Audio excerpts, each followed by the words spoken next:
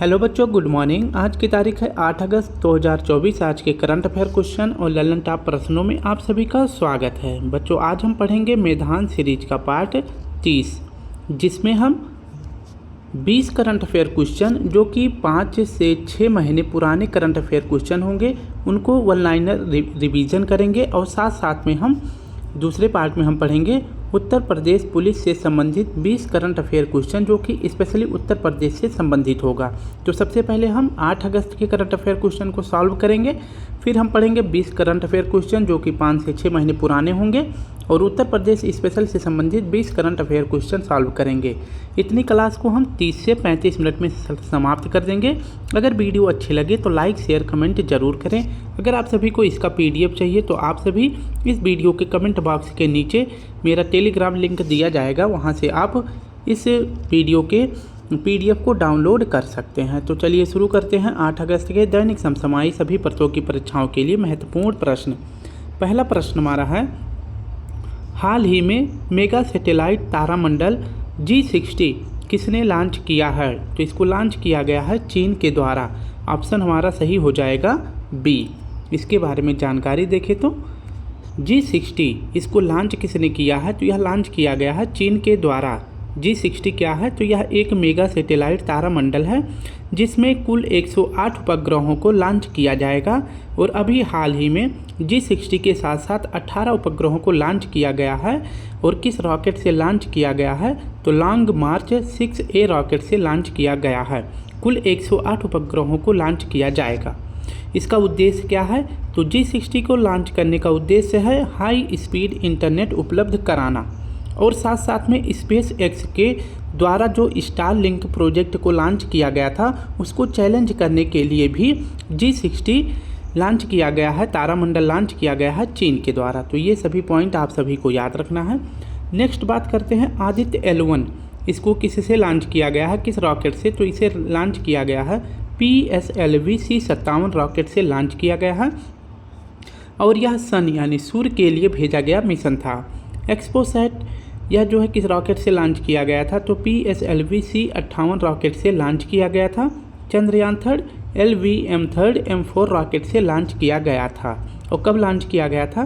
तो 14 जुलाई को लॉन्च किया गया था। और ये चांद के साउथ पोल पर कब लैंड किया था? तो 23 अगस्त को चांद के साउथ पोल पर लैंड किया था। इसलिए हर साल जो है 23 अगस्त को राष्ट्रीय अंतरिक्ष दिवस मनाया जाएगा। सेकंड प्रश्न हमारा है, हाल ही में बांग्लादेश की अंतरिम सरकार का प्रमुख किसे नियुक्त किया गया है? तो बांग्लादेश की अंतरिम सरकार का प्रमुख किसे नियुक्त किया गया है? तो इसका सही जवाब हो जाएगा ऑप्शन A, मोहम्मद यूनुस को नियुक्त किया गया है। इसके बारे में पढ़ते हैं तो आप सभी को पता है कि बांग्लादेश में अभी जो है खेला हो गया है, और यहाँ पे जो है बांग्लादेश के जो वर्तमान राष्ट्रपति पद पर कौन नियुक्त हैं? तो मोहम्मद शहाबुद्दीन बांग्लादेश के राष्ट्रपति चुने गए हैं। और इनके द्वारा जो है अंतरिम सरकार के प्रमुख पद पर किसे नियुक्त किया गया है? तो मोहम्मद यूनुस को नियुक्त किया गया है। कह सकते हैं इन्हें जो है बांग्लादेश का PM बनाया गया है। किसके स्थान पर? तो शेख हसीना के स्थान पर, जो कि शेख हसीना अपने देश से जो है भाग गई हैं। और इसके बाद जो है अंतरिम सरकार का गठन करके मोहम्मद यूनुस को बांग्लादेश का प्रमुख या कह सकते हैं बांग्लादेश का PM बनाया गया है। और बांग्लादेश के राष्ट्रपति कौन हैं? तो मोहम्मद शहाबुद्दीन हैं। अब मोहम्मद यूनुस कौन है? तो इनके द्वारा जो है बांग्लादेश क्षेत्रीय बैंक की स्थापना की गई थी। तो बांग्लादेश में क्षेत्रीय बैंक की स्थापना पूछे किसके द्वारा किया गया था? तो मोहम्मद यूनुस के द्वारा किया गया था। और इनको जो है 2006 में नोबेल पुरस्कार भी प्रदान किया गया था। किस क्षेत्र में? तो शांति के क्षेत्र में नोबेल पुरस्कार प्रदान किया गया था, ये याद रखना है। बांग्लादेश की राजधानी का नाम है ढाका। बांग्लादेश की टका यानी मुद्रा क्या है? टका है। और भारत के राज्य जो बांग्लादेश से सीमा बनाते हैं तो 5 राज्य हैं। एक तो बांग्लादेश है, असम, मेघालय, त्रिपुरा, मिजोरम, ये 5 राज्य हैं जो बांग्लादेश से सीमा साझा करते हैं। 100वां संविधान संशोधन अगर पूछे किस क्षेत्र से संबंधित है? तो 3 बीघा कॉरिडोर से संबंधित है। यानी कि 3 बीघे ज़मीन जो है भारत ने बांग्लादेश को दे दिया था। कितने सालों के लिए दिया है? तो 99 सालों के लिए जो है लीज पर दिया है। बोंगो सागर और संप्रीति अभ्यास, ये दोनों अभ्यास किसके बीच में होते हैं? तो भारत और बांग्लादेश के बीच में होने वाले ये दोनों अभ्यास हैं। तीसरा प्रश्न हमारा है, हाल ही में चर्चा में रहे येन कैरी ट्रेड का संबंध किससे है? तो येन मुद्रा कहाँ की है? जापान की है। तो येन कैरी ट्रेड जो है जापान से संबंधित है। ऑप्शन डी हमारा सही हो जाएगा। येन कैरी ट्रेड जो है इसको अभी हाल ही में समाप्त कर दिया गया है जापान के द्वारा। येन क्या है? तो येन मैंने बता दिया, ये जापान की मुद्रा है। और येन कैरी ट्रेड को समाप्त किसके द्वारा किया गया है? जापान के द्वारा, क्योंकि पूरे विश्व का शेयर मार्केट गिर गया। जब जापान ने येन कैरी ट्रेड को समाप्त किया, वैसे ही पूरे विश्व का जो शेयर मार्केट था वो गिर गया है। और इसको समाप्त क्यों किया है? तो इसको समाप्त करने का इसके पीछे यह लक्ष्य ये बताया जा रहा था कि जापान में कम ब्याज की दर से लोग जो हैं जापान में येन मुद्रा में उधार लिया करते थे। जापान में के जो भी लोग थे या फिर जापान से जो येन मुद्रा है इस पर जो है कम ब्याज में मिल जाता था, कोई भी चीज़ जो है कम ब्याज में मिल जाता था। और इसको जो है किसी दूसरे देश में जो है जहाँ पे महंगा होता था वहाँ पे इस चीज़ को बेच दिया जाता था। तो इसको देखते हुए बाज़ार में जापान में काफ़ी संकट आ गया था। तो इस वजह से जो है येन कैरी ट्रेड को जो है जापान ने समाप्त कर दिया। तो जापान में कम ब्याज की दर पर येन मुद्रा में उधार मिलता था, तो इसको जो है जापान के द्वारा समाप्त कर दिया गया। जापान की राजधानी का नाम क्या है? तो इसकी राजधानी का नाम है टोक्यो। और यहाँ पे जो संसद है इसको डाइट कहते हैं। और जापान के पीएम है फूमियो किशिदा। और यहाँ की मुद्रा पूछे येन है। जापान में 4 प्रमुख द्वीप हैं जिनमें होन्शु, होक्काइडो, क्यूशू, शिकोकू। तो ये 4 द्वीप हैं। और पूछे जापान की जो राजधानी है टोक्यो ये किस द्वीप पर स्थित है? तो होक्काइडो द्वीप पर स्थित है।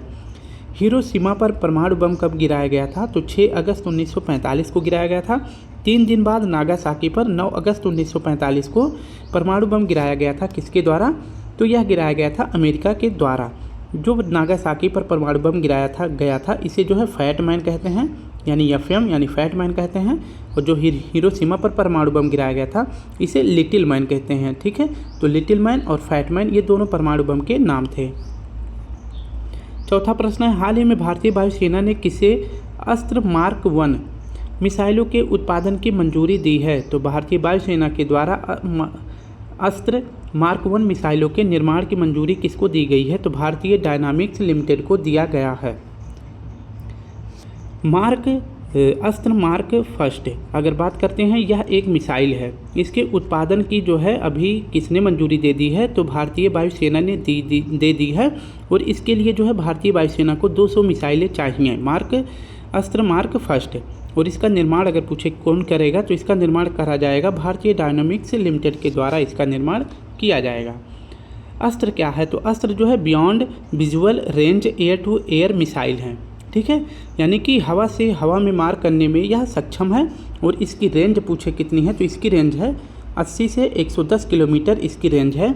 और इसकी स्पीड कितनी रहेगी? तो अस्त्र की स्पीड रहेगी 4.5 मैक, यानी कि 1 मैक जो ध्वनि की स्पीड होती है उसे मैक में मापा जाता है। तो यह ध्वनि की स्पीड से 4.5 मैक इसकी अधिक तीव्रता है। ठीक है, तो नेक्स्ट बात कर लेते हैं कुछ महत्वपूर्ण मिसाइलों के बारे में। अग्नि मिसाइल, यह सतह से सतह में वार करने में सक्षम है।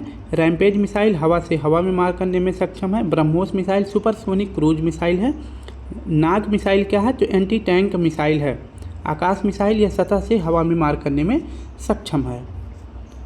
5वां प्रश्न है, हाल ही में भारत के साथ अनुसंधान और सांस्कृतिक सहयोग के लिए मैत्री अनुदान की घोषणा किसने करी है? तो मैत्री अनुदान भारत ने किसके साथ शुरू किया है? तो ऑस्ट्रेलिया के साथ शुरू किया गया है। भारत और ऑस्ट्रेलिया के बीच में अभी हाल ही में मैत्री अनुदान के लिए हस्ताक्षर हुआ है। और किस क्षेत्र में यह हस्ताक्षर किया गया है? तो अनुसंधान और सांस्कृतिक सहयोग को बढ़ावा देने के लिए मैत्री अनुदान भारत और ऑस्ट्रेलिया के बीच में किया गया है। अगर बात करते हैं ऑस्ट्रेलिया की राजधानी का नाम कैनबरा है। यहाँ के पीएम है एंथनी अल्बनीज। ऑस्ट्रेलिया में चक्रवात को बिलीबिलीज कहते हैं। ऑस्ट्रेलिया का उपनाम क्या है? तो प्यासी भूमि का देश है। ऑस्ट्रेलिया में घास के मैदान को बेल्ट कहते हैं। और यहाँ पर ऑस्ट्रेलिया में जो मूल जनजाति पाई जाती है उसे एब्रोजिन्स कहते हैं। नेक्स्ट हमारा प्रश्न है 6वां, हाल ही में भारत सरकार ने पहली बार किस शाकनाशी सहिष्णु फसल की व्यावसायिक खेती की अनुमति दी है? तो केंद्र सरकार के द्वारा पहली बार किस शाकनाशी सहिष्णु फसल की व्यावसायिक खेती की अनुमति दी है? तो इसका सही जवाब हो जाएगा ऑप्शन ए, HT बासमती चावल। एचटी बासमती चावल, इसमें एचडी का फुल फॉर्म क्या होता है? तो एचडी का फुल फॉर्म होता है हर्बिसाइड टॉलरेंस, इसका जो है मतलब होता है, जिसे शाकनाशी सहिष्णु कहते हैं। इसके लिए जो है बासमती चावल के लिए जो है व्यावसायिक उत्पादन की अनुमति जो है किसने दी है? तो पहली बार केंद्र सरकार ने इसकी व्यावसायिक उत्पादन की अनुमति दे दी गई है। तो इसमें जो है जो चावल है और इसमें चावल की इसमें जो है एक नई किस्म विकसित की जाएगी, जिसके माध्यम से जो फसलों में आप सभी देखते हैं कि खरपतवार उत्पन्न हो जाते हैं खेतों में, इस नए चावल के किस्म को बना देने के बाद इसमें एक जीवाणु पैदा हो जाता है जिसे कहते हैं एसिटोलैक्सिटोजीन। तो इसके द्वारा जो है खेत में जो भी खरपतवार होंगे वो खुद ब खुद नष्ट हो जाएंगे। और पूछे कि इस नई चावल का निर्माण जो है यानी उत्पादन कौन करने वाला है? तो इसका निर्माण करने वाला है ICAR, इसका निर्माण करने वाला है, जिसे भारतीय कृषि अनुसंधान परिषद कहते हैं। ठीक है, तो एचटी बासमती चावल का निर्माण किया जाएगा जिसमें एसिटोलैक्सिटोजीन पाया जाएगा जो खरपतवार को नष्ट करने में सक्षम रहेगा, जिसकी पहली बार अनुमति केंद्र सरकार के द्वारा दी गई है और इसका उत्पादन ICAR के द्वारा किया जाएगा। गोल्डन राइस, इसका पहली बार उत्पादन किसने किया है और बैन किस देश ने कर दिया है? तो गोल्डन राइस का पहली बार उत्पादन किया गया था फिलीपींस के द्वारा और अभी हाल ही में फिलीपींस ने इसको बैन कर दिया है। गोल्डन राइस में पूछे कौन सा विटामिन पाया जाता है? तो इसमें विटामिन ए पाया जाता है। नेक्स्ट प्रश्न है, हाल ही में पेरिस 2024 के ओलंपिक की कुश्ती प्रतियोगिता में 50 किलोग्राम श्रेणी में किसे अयोग्य घोषित किया गया है? तो इसका सही जवाब हो जाएगा विनेश फोगाट को अयोग्य घोषित कर दिया गया है पेरिस ओलंपिक के लिए। इसके बारे में जानकारी देखते हैं। तो पेरिस ओलंपिक 2024, इसमें जो है विनेश फोगाट जो कि 50 किलोग्राम श्रेणी में ये कुश्ती करती थी। इनका खेल कौन सा है? तो इनका खेल है कुश्ती और इनको जो है अभी डिस्क्वालीफाई कर दिया गया है और इन पर आरोप क्या लगाया गया है कि ये 50 किलोग्राम की श्रेणी में खेलती हैं। जब इनका जो है वेट किया गया तो ये जो है 50 किलोग्राम से 100 ग्राम और ज़्यादा निकली। ठीक है, तो 100 ग्राम और ज़्यादा निकली, तो इस वजह से इन्हें 100 ग्राम ओवरवेट होने के कारण इनको जो है अयोग्य ठहरा दिया गया और इन्हें ओलंपिक के कुश्ती प्रतियोगिता से बाहर कर दिया गया। इनके द्वारा जो है अभी सबसे पहले जापान की यूई सोसाकी को हराया गया था।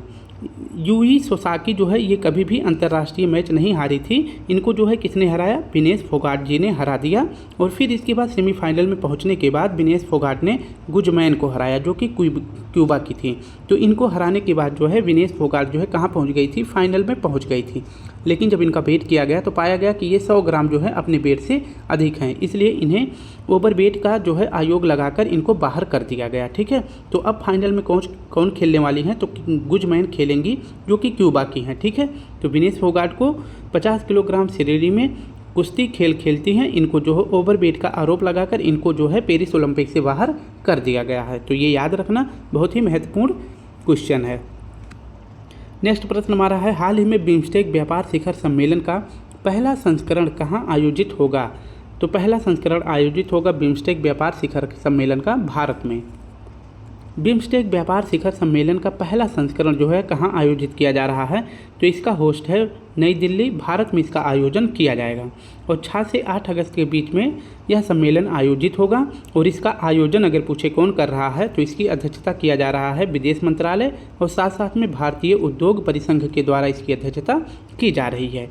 तो बिम्स्टेक व्यापार शिखर सम्मेलन का पहला संस्करण कहाँ आयोजित किया जा रहा है? तो अपने भारत में किया जा रहा है। बिम्स्टेक में कितने देश हैं? तो इसमें 7 देश हैं। एक तो Bangladesh, India, Myanmar, Thailand, Sri Lanka और इसके बाद नेपाल और भूटान है। बिम्स्टेक का मुख्यालय पूछे कहाँ पे है? ढाका में है। पहले भारतीय अध्यक्ष पूछे कौन है?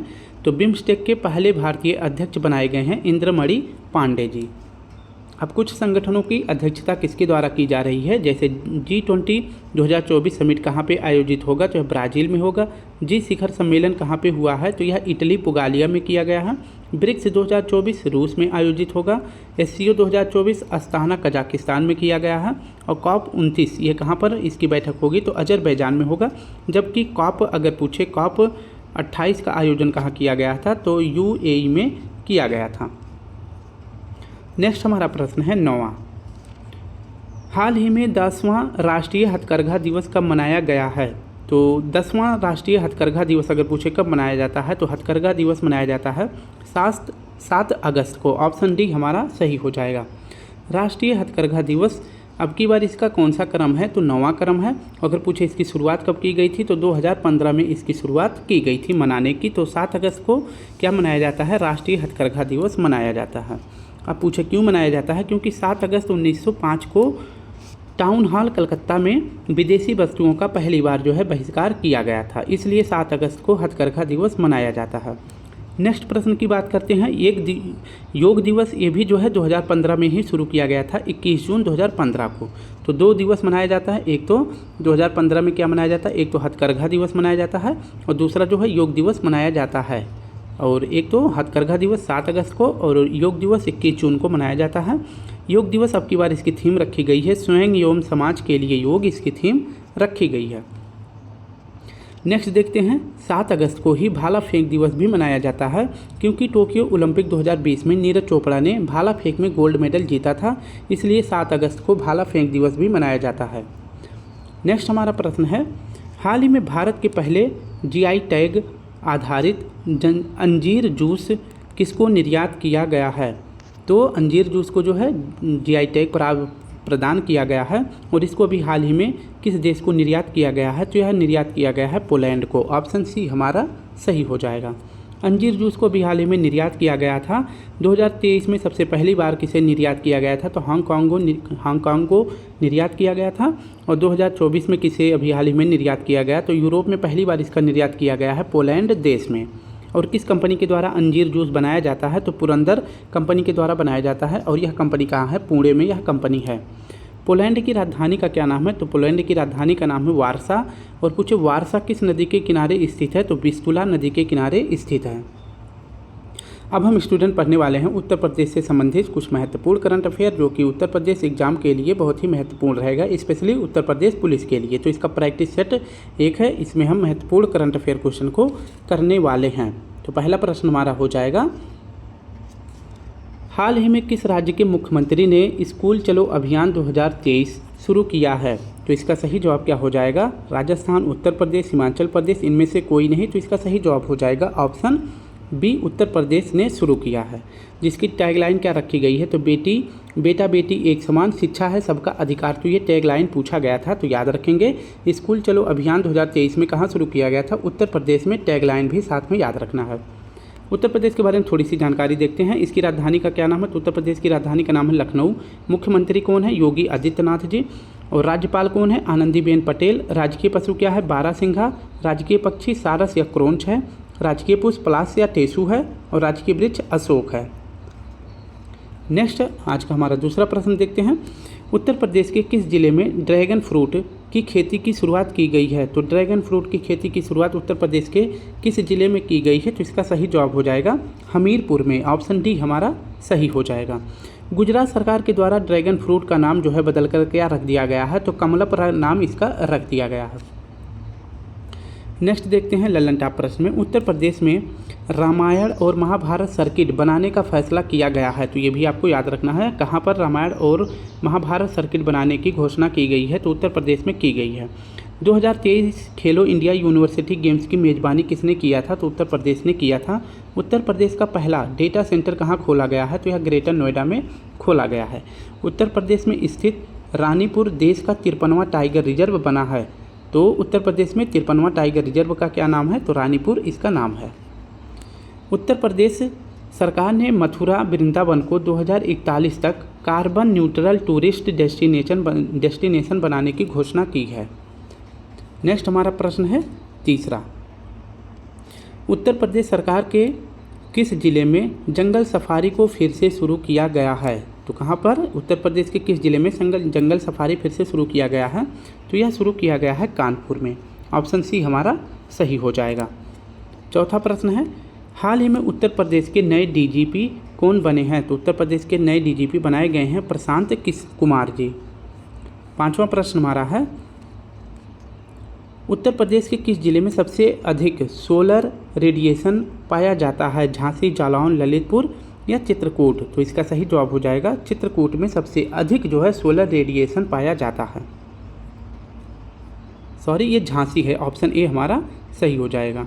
ठीक है, तो सबसे ज़्यादा उत्तर प्रदेश के किस जिले में सोलर रेडिएशन पाया जाता है? जो झांसी में पाया जाता है। नेक्स्ट प्रश्न की बात करते हैं। अमृत भारत स्टेशन योजना के तहत उत्तर मध्य रेलवे के कितने स्टेशनों को शामिल किया गया है?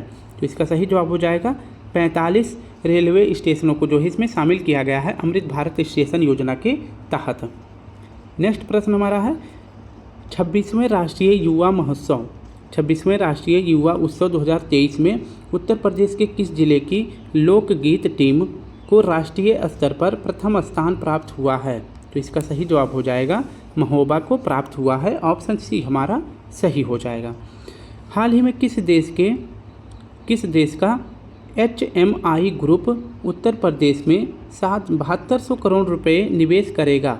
तो किस देश का HMI ग्रुप उत्तर प्रदेश में 7200 करोड़ रुपए निवेश करेगा? तो इसका सही जवाब हो जाएगा जापान, ऑप्शन सी हमारा सही हो जाएगा। नेक्स्ट प्रश्न हमारा है हाल ही में उत्तर प्रदेश की पहली महिला पुलिस कमिश्नर कौन बनी हैं? तो इसका सही जवाब हो जाएगा ऑप्शन सी लक्ष्मी सिंह को उत्तर प्रदेश की पहली महिला पुलिस कमिश्नर बनाया गया है। 10वां प्रश्न हमारा है भारत के किस राज्य ने लड़कियों के लिए आत्मरक्षा योजना शुरुआत की है? तो आत्मरक्षा योजना लड़कियों के लिए कहाँ शुरू किया गया है? तो यह उत्तर प्रदेश में शुरू किया गया है। नेक्स्ट प्रश्न हमारा है 11वां हाल ही में किस राज्य सरकार ने इलेक्ट्रिक वाहनों की खरीद पर रोड टैक्स और पंजीकरण शुल्क माफ़ करने की घोषणा करी है? तो इलेक्ट्रिक वाहनों पर रोड टैक्स और पंजीकरण शुल्क माफ़ करने की घोषणा किस राज्य सरकार के द्वारा किया गया है? तो यह उत्तर प्रदेश सरकार के द्वारा किया गया है। फैमिली ID पोर्टल अगर पूछे किसने शुरू किया है? तो यह पहली बार शुरू किया गया है उत्तर प्रदेश सरकार के द्वारा। उत्तर प्रदेश का अगर पूछे स्थापना दिवस कब मनाया जाता है? तो यह 24 जनवरी को मनाया जाता है। नेक्स्ट प्रश्न है उत्तर प्रदेश के बस्ती जिले में कल्याणपुरी योजनाओं पर लगी चित्र प्रदर्शनी का शुभारंभ किसके द्वारा किया गया है? तो यह शुभारंभ किया गया है योगी आदित्यनाथ जी के द्वारा। नेक्स्ट प्रश्न हमारा है उत्तर प्रदेश को किस केंद्रीय योजना के संचालन के लिए स्कॉच अवार्ड से सम्मानित किया गया है? तो उत्तर प्रदेश को किस केंद्रीय योजना के लिए सफल संचालन करने के लिए स्कॉच अवार्ड से सम्मानित किया गया है? तो इसका सही जवाब हो जाएगा ऑप्शन डी डिजिटल इनोवेशन और PM स्वनिधि योजना, इन दोनों के लिए जो है अच्छी तरह से संचालन करने के लिए उत्तर प्रदेश को स्कॉच अवार्ड से सम्मानित किया गया है। नेक्स्ट प्रश्न है संयुक्त राष्ट्र मुख्यालय में भारत के किस गांधी राज्य में बना महात्मा गांधी की प्रतिमा का अनावरण किया गया है? तो इसका सही जवाब हो जाएगा उत्तर प्रदेश में किया गया है। नेक्स्ट प्रश्न है 15वां सरकारी विभागों में 2030 तक 100% इलेक्ट्रिक वाहनों को शामिल करने वाला भारत का पहला राज्य कौन सा है? तो इसको बताना है कि सरकारी विभागों में 2030 तक 100% इलेक्ट्रिक वाहनों को शामिल करने वाला भारत का पहला राज्य कौन बन जाएगा? तो यह बनेगा उत्तर प्रदेश, ऑप्शन डी हमारा सही हो जाएगा। 16वां प्रश्न हमारा है राष्ट्रीय युवा पुरस्कार 2023 के लिए अवधेश कुमार को चुना गया है।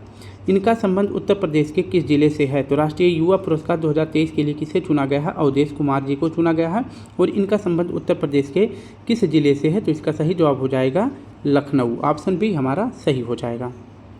नेक्स्ट प्रश्न है हाल ही में किस राज्य की कैबिनेट में नई खेल नीति 2023 को मंजूरी दे दी गई है? तो ये ऑप्शन आप सभी ने देख लिया है, तो इसका सही जवाब हो जाएगा उत्तर प्रदेश।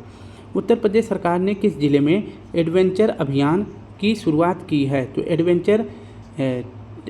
एडवेंचर टाइकिंग अभियान की शुरुआत अगर पूछे किसके द्वारा किया गया है, किस जिले में? तो यह सोनभद्र में किया गया है, ये आपको याद रखना है। नेक्स्ट हमारा प्रश्न है हाल ही में उत्तर प्रदेश के किस जिले में CNG प्लांट लगाने की इंदौर की टीम ने स्थलीय निरीक्षण किया है? तो इंदौर की टीम ने स्थलीय निरीक्षण CNG लगाने के लिए उत्तर प्रदेश के किस जिले में निरीक्षण किया है? तो इसका सही जवाब हो जाएगा प्रयागराज में किया है। आज का आखिरी प्रश्न है उत्तर प्रदेश से संबंधित हाल ही में किस राज्य की कैबिनेट ने 2023-24 के लिए नई आबकारी नीति को मंजूरी दी है? तो इसका सही जवाब हो जाएगा उत्तर प्रदेश सरकार के द्वारा कैबिनेट के लिए 2023-24 के लिए नई आबकारी नीति को मंजूरी दे दी गई है। अब हम फटाफट रिवीजन करने वाले हैं करंट अफेयर रिवीजन में जो प्रैक्टिस सेट नंबर 9 होगा, इसके बारे में भी साथ साथ देखते हैं।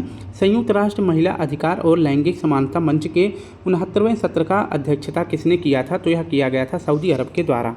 अंतर्राष्ट्रीय बाजरा वर्ष 2023 के लिए घोषित किया गया था, जबकि 2024 यह किसके लिए घोषित किया गया था? तो अंतर्राष्ट्रीय कैमलेट्स या फिर ऊँटों के लिए घोषित किया गया है।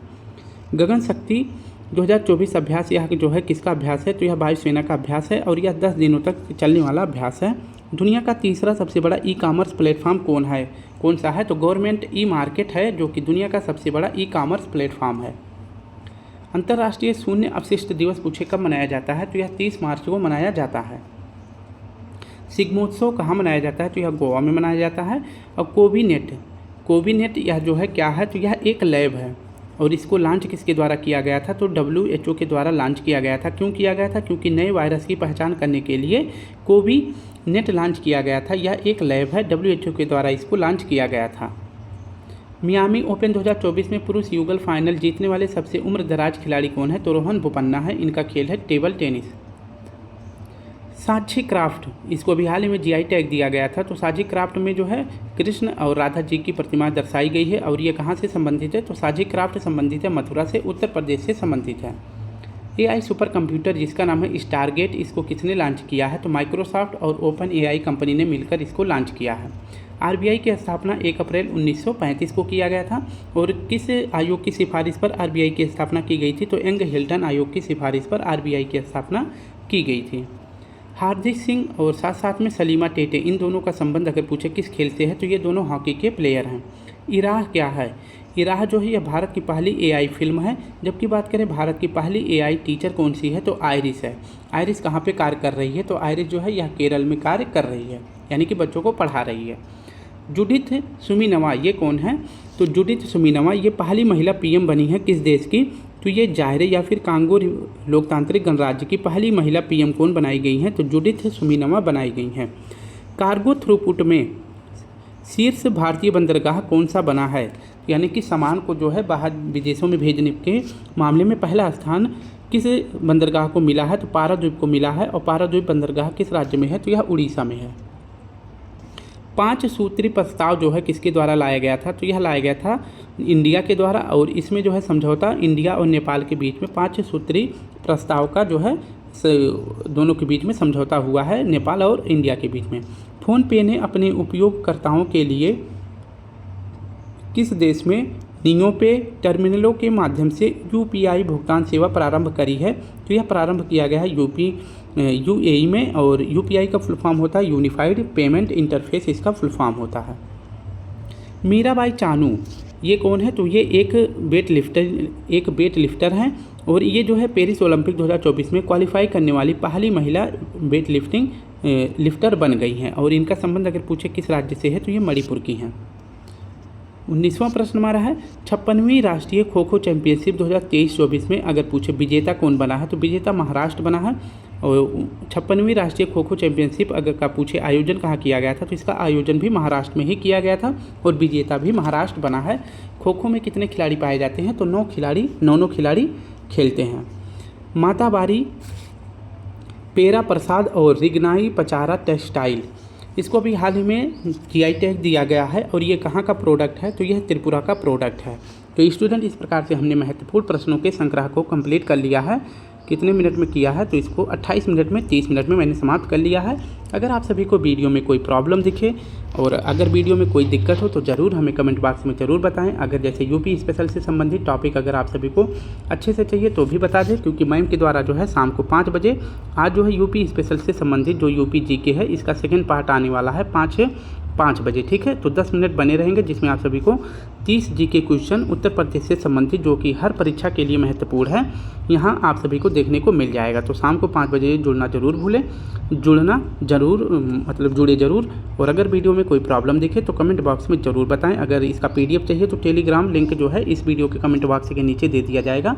कल फिर मिलते हैं, तब तक के लिए आप सभी अपनी अच्छी से पढ़ाई करें, अच्छे से रहें, अपने माता पिता का ख्याल रखें। कल फिर मिलते हैं, तब तक के लिए आप सभी को प्यारा सा जय हिंद, जय भारत।